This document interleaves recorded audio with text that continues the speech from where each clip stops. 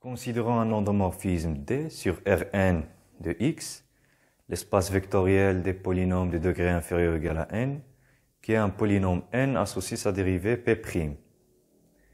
Première question, montrer que D est nilpotent, dont l'indice de nilpotent est égal à n plus 1. Tout d'abord, je rappelle qu'un endomorphisme T sur un espace vectoriel E est dit nilpotent si T à la puissance P est égal à 0 pour certains P dans n étoiles. Dans ce cas, l'indice de nilpotence sera le plus petit entier P qui vérifie cette égalité. Ça veut dire que P est égal à l'indice de nilpotence si T à la puissance P moins 1 différent de 0, mais T à la puissance P est égal à 0. On a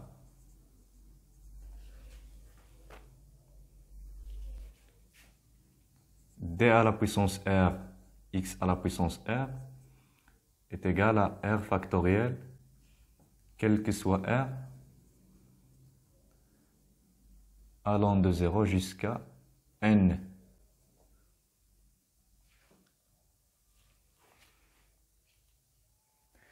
Et en effet, cela est vrai pour R est égal à 0.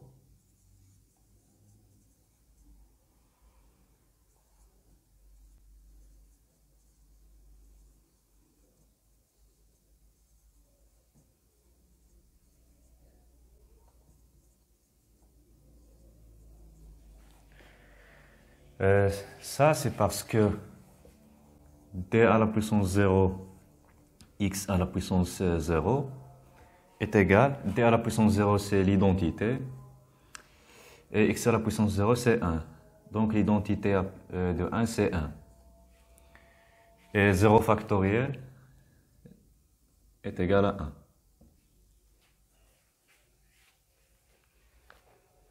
On suppose maintenant que cette propriété est vraie pour un certain R. Si on montre ça par récurrence, si D à la puissance R est égal à R factoriel, alors D à la puissance R plus 1 de x à la puissance R plus 1 est égal à c'est D à la puissance R. La dérivée de cette polynôme c'est R plus 1 x à la puissance R. Utilisons la linéarité. Ça c'est D à la puissance c'est R plus 1 multiplié par D à la puissance R x à la puissance R. Et d'après l'hypothèse de récurrence, ceci est égal à R factoriel. Donc R plus 1 multiplié par R factoriel. Et on obtient R plus 1 factoriel. En conséquence,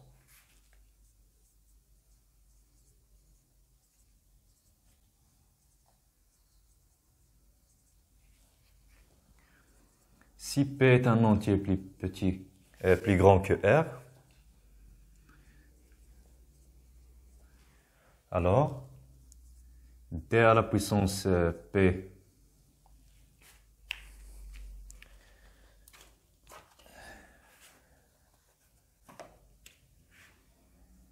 D à la puissance P de x appliqué à x à la puissance R est égal à D de P moins R composé ou bien de D à la puissance R de x à la puissance R. Et ce qui est à l'intérieur, c'est on vient de montrer que ça est égal à R factoriel. Donc ça c'est D à la puissance P moins R factoriel. Et la dérivée d'une constante c'est 0.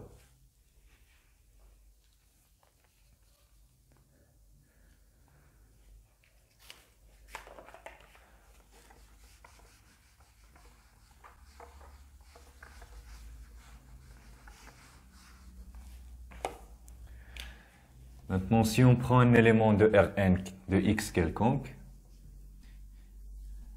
si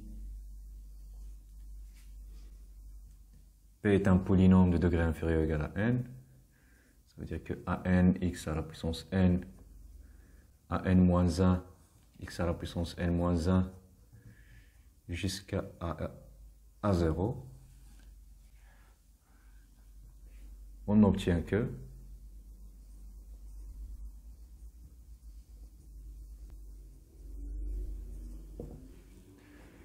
d à la puissance n plus 1 de p de x est égal à, j'applique à ce côté-là, j'applique d à la puissance plus 1 ici, j'obtiens an de d à la puissance n plus 1, x à la puissance n. J'applique maintenant à cet élément-là, c'est an moins 1, dn plus 1 de x à la puissance n moins 1. Je continue jusqu'à a0, d à la puissance n plus 1. Bien sûr, là, c'est a0 multiplié par 1. Donc, d à la puissance n plus 1 de 1. Où 1 ici, c'est le polynôme constante, qui est égal à 1. Constante qui ne prend que la valeur 1. Mais d'après ça, d à la puissance n plus 1 de x à la puissance n, c'est 0. Donc 0. d à la puissance n plus 1 de x à la puissance n moins 1, c'est 0. Alors je trouve que le 0, donc, le résultat est nul. Et puisque cela est vrai quel que soit le polynôme p, on en déduit que d à la puissance n plus 1 est égal à 0, l'endomorphisme nul. Ou bien d'autre part, mais d à la puissance n appliqué au polynôme x à la puissance n, c'est exactement n factoriel, qui est non nul. C'est-à-dire que d à la puissance n différent de 0.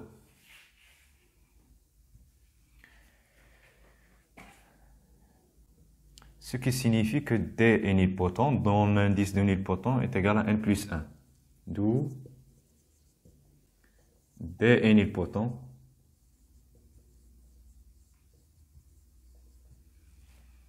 d'indice n plus 1.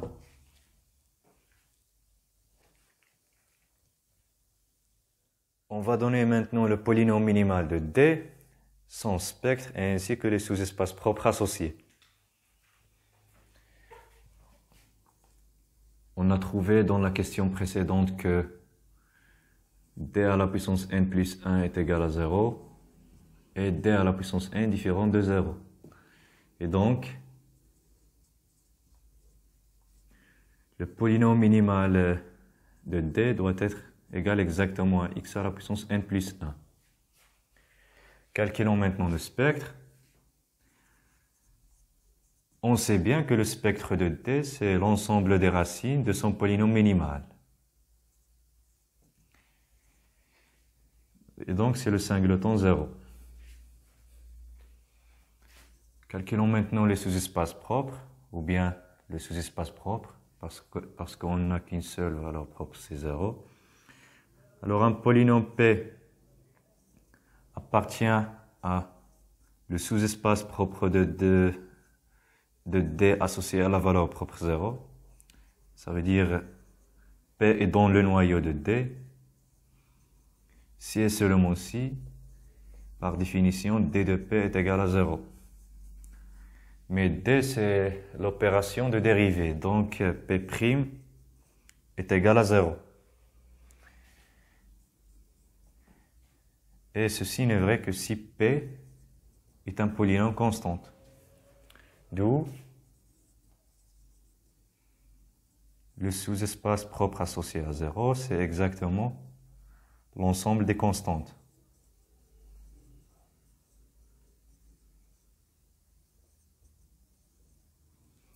Tel que P est constante.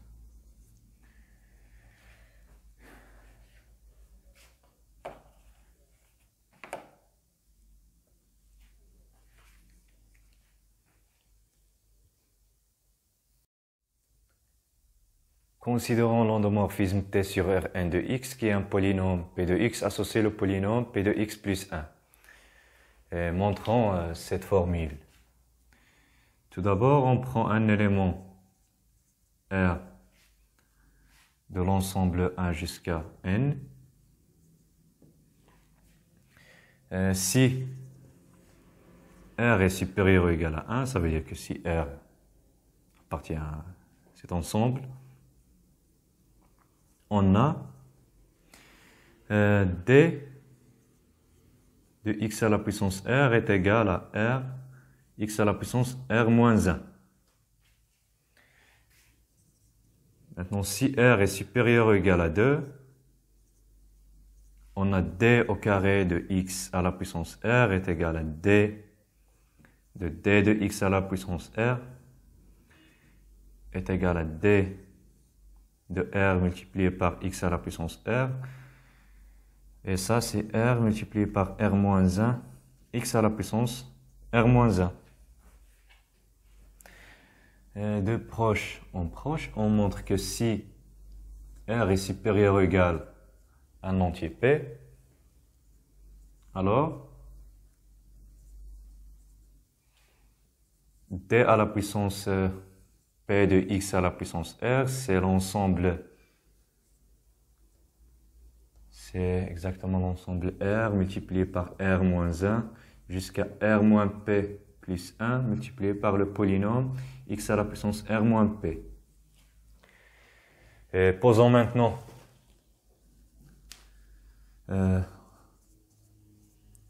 posons S est égal à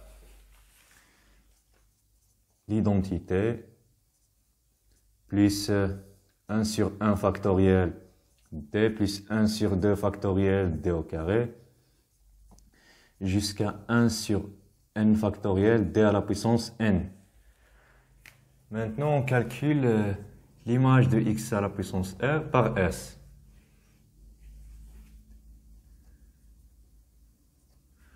Alors, l'identité appliquée au polynôme x à la puissance r, c'est tout simplement le polynôme x à la puissance r.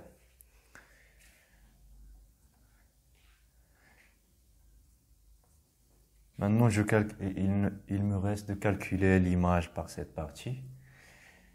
La somme de k allant de 1 jusqu'à n de 1 sur k factoriel d à la puissance k de x à la puissance r. Et ça, je peux le calculer. J'ai une formule. J'utilise la formule ici. X à la puissance r, la sommation de k allant de 1 jusqu'à n de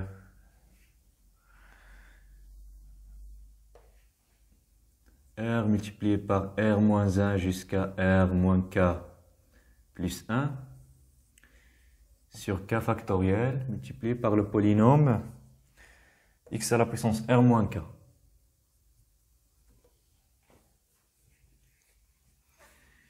Et ça, c'est égal à x à la puissance r plus la sommation, mais cette fois de k allant de 1 jusqu'à r, de r multiplié par r moins 1 jusqu'à r moins k plus 1 sur k factoriel x à la puissance r moins k.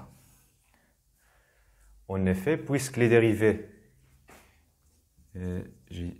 j'écris car d à la puissance k de x à la puissance r est égal à 0, quel que soit k plus grand que r. Maintenant, je calcule l'image de x à la puissance r par t.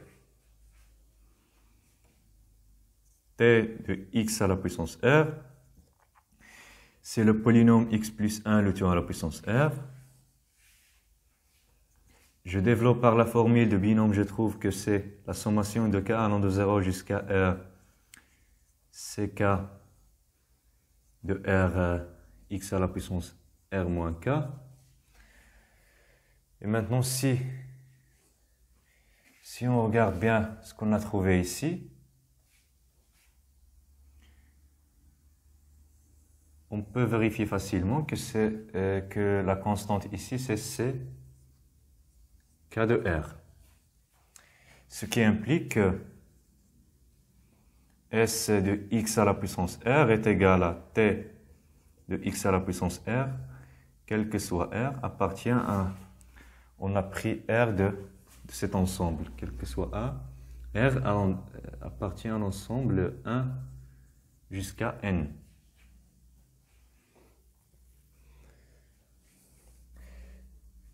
Maintenant, pour obtenir l'égalité globale de t et s, il nous reste de calculer s de 1 et t de 1.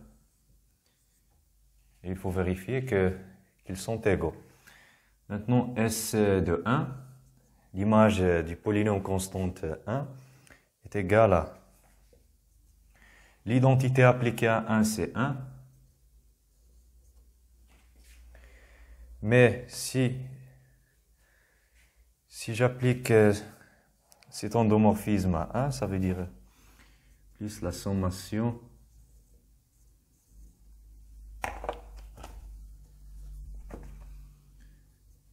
ou bien est égal à 1, on a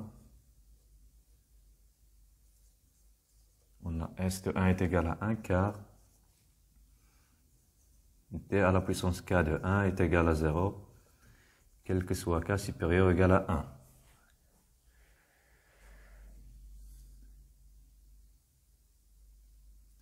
Et t, l'image de 1 par t, c'est tout simplement le polynôme 1 x plus 1. Ça veut dire je calcule la valeur de cette polynôme en x plus 1. Mais c'est un polynôme constant. Donc ça reste 1. Et donc on a trouvé que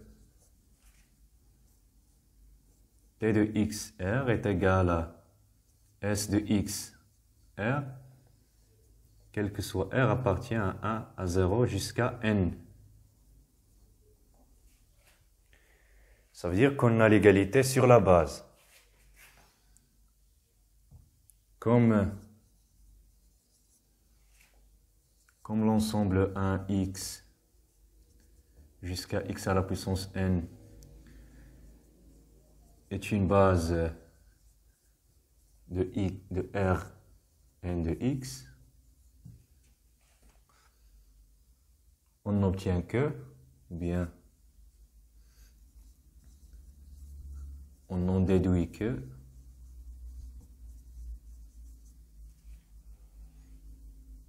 t est égal à s. Ça veut dire l'égalité demandée.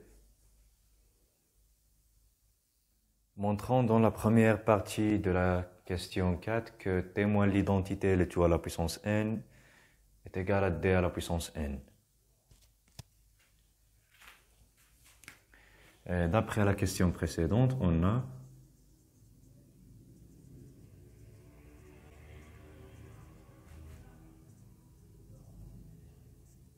t moins l'identité est égal à la somme de k allant de 1 jusqu'à n de 1 sur k factoriel d à la puissance k.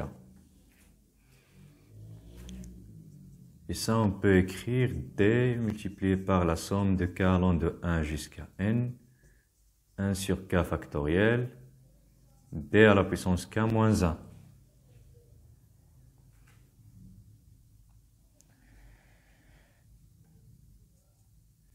Et ça, c'est le polynôme P de D, où P est le polynôme. P, c'est le polynôme donné par x, la somme de k allant de 1 jusqu'à n, 1 sur k factoriel, d à la puissance, ou bien, excusez-moi, c'est x à la puissance k moins 1. Maintenant, si on calcule p de x à la puissance n, on trouve que ça c'est x à la puissance n multiplié par un polynôme q qui possède la forme suivante. Q de x est égal à 1 plus la sommation de k allant de 1 jusqu'à un entier m de ak x à la puissance n plus 1 multiplié par x à la puissance k.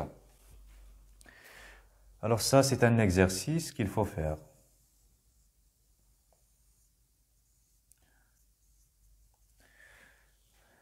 Montrer que cette polynôme-là à la puissance n possède cette forme ici. Alors,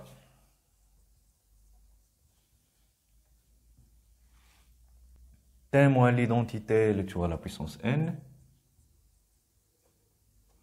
est égal à p de d à la puissance n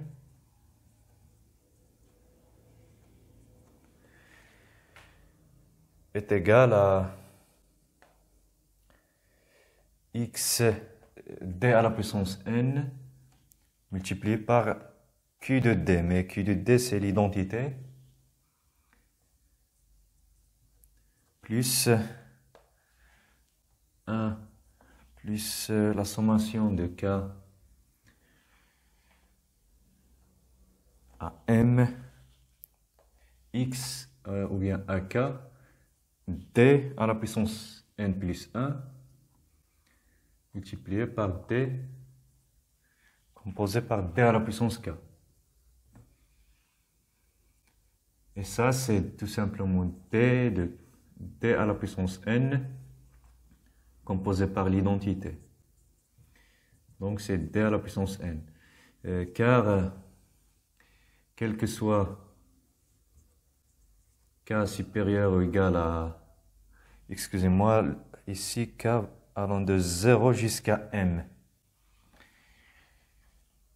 Quel que soit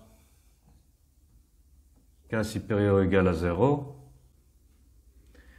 on a d à la puissance n plus 1 multiplié par d à la puissance k est égal à 0.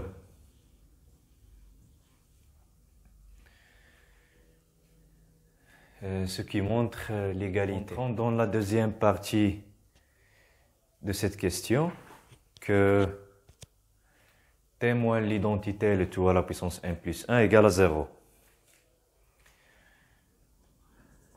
On a t moins l'identité, le tout à la puissance n plus 1 est égal à t moins l'identité à la puissance n composé ou bien multiplié par t moins l'identité à la puissance 1, donc t moins l'identité. D'après la première partie de cette question, ça c'est d à la puissance n. Et d'après la troisième question, t moins l'identité, c'est la sommation de k de 1 jusqu'à n, 1 sur k factoriel, d à la puissance k. Et donc, cela est égal à la sommation de k jusqu'à n, 1 sur k factoriel, de d à la puissance n, plus k, qui est bien égal à 0, car d à la puissance, car quel que soit k supérieur ou égal à 1, on a d à la puissance n plus k est égal à d à la puissance n plus 1 multiplié par d à la puissance k moins 1, qui est bien nul.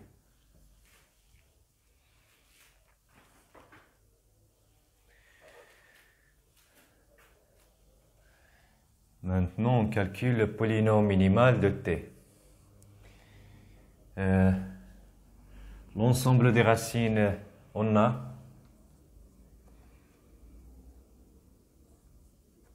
t moins l'identité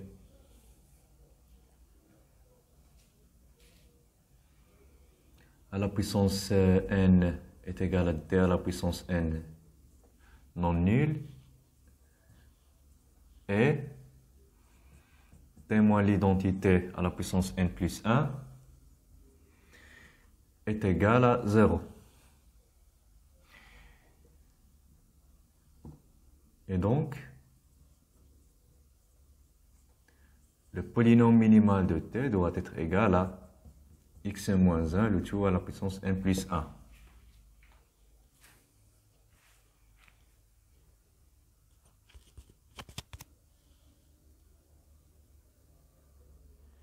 Finalement, on détermine les valeurs propres de t et ainsi que les sous-espaces propres associés.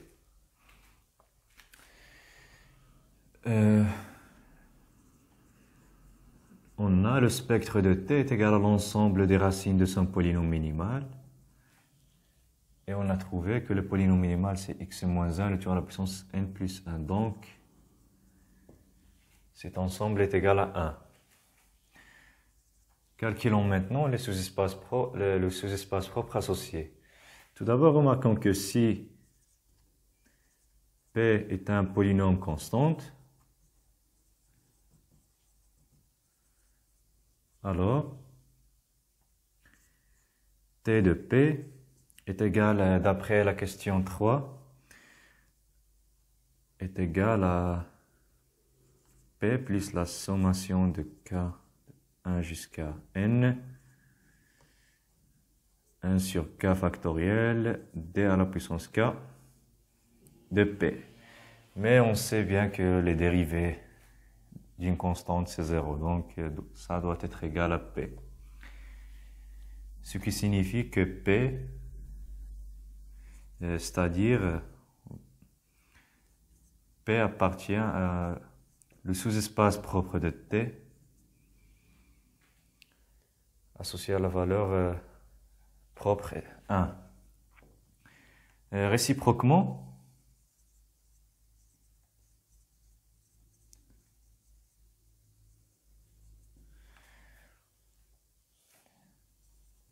si P est un polynôme ou bien un vecteur propre de T associé à la valeur propre 1, alors T de P est égal à P. C'est-à-dire que donc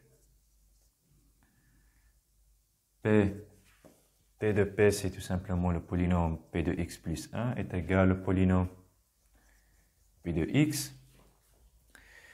Alors cela implique que P de 0 est égal à P de 0 plus 1, donc c'est P de 1. Et P de 1 est égal à P de 1 plus 1, c'est P de 2. Et ceci est vrai, quel que soit M, appartient à N.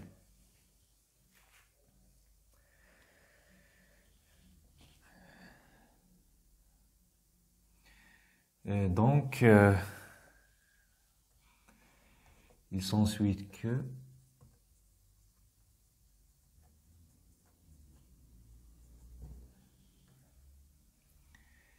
la limite de P de M quand M tend vers plus l'infini est égale à P de 0. Appartient à R.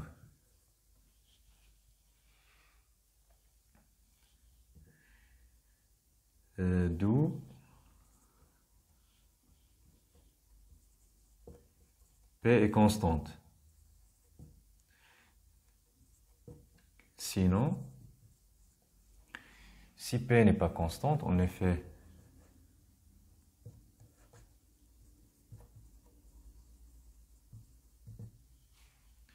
si P est un polynôme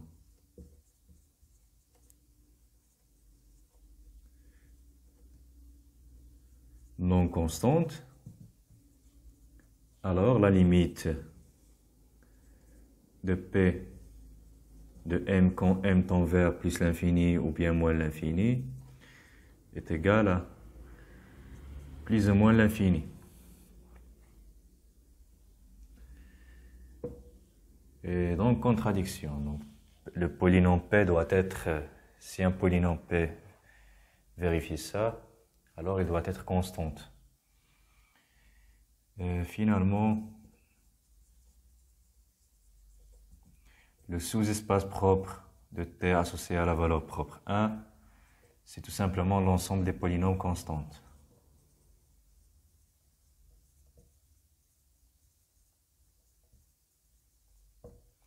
L'ensemble des polynômes